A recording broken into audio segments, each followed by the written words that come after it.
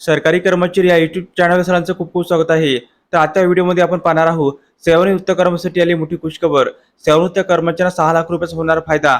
त्या संदर्भात या व्हिडिओच्या माध्यमातून संपूर्ण अपडेट सविस्तरपणे पाहूया.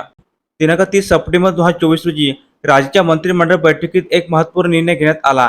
त्यामुळे राज्यातील सरकारी कर्मचाऱ्यांसाठी आनंदाची बातमी आली आहे.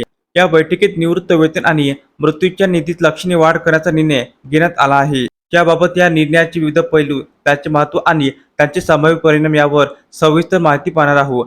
निवृत्त वेतन आणि मृत्यूनंतरचा निधी. राज्य सरकारी कर्मचारी सेवानिवृत्ती आणि मृत्यूनंतर मिळणाऱ्या निधीत मोठी वाढ करण्यात आली आहे.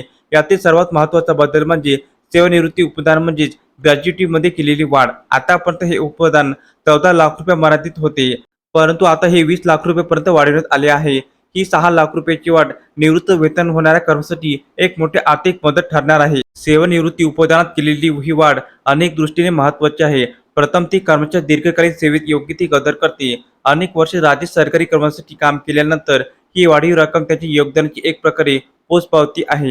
दुसरीकडे ही वाढ निवृत्त वेतनानंतर जीवनात आर्थिक स्थैर्य प्रदान करण्यास मदत करेल.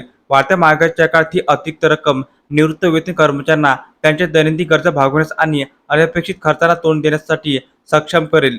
कर्मचाऱ्यांच्या कुटुंबांना मदत.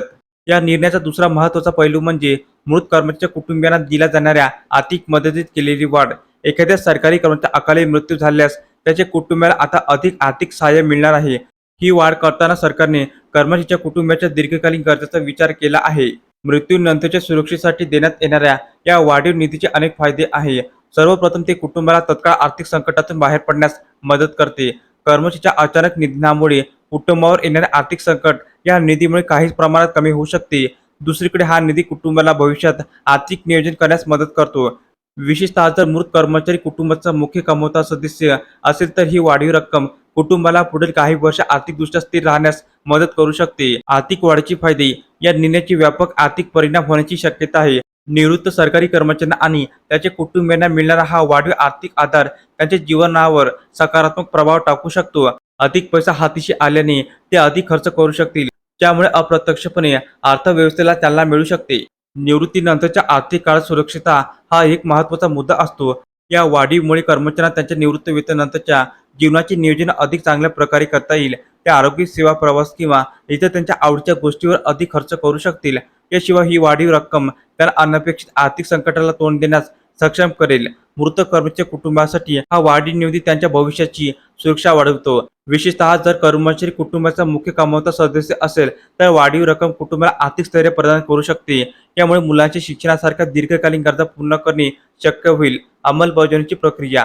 मंत्रिमंडळाच्या या निर्णयाची अंमलबजावणी लवकरच होणार आहे, मात्र याची नेमकी तारीख अद्याप जाहीर करण्यात आलेली नाही. संबंधित विभागाकडून अधिकृत अधिसूचना जारी केल्यानंतर ही वाढीव प्रत्यक्षात लागू होईल. त्यामुळे प्रशासकीय यंत्रणेला या बदलांची अंमलबजावणी करण्याची पुरेसा वेळ मिळेल. धन्यवाद.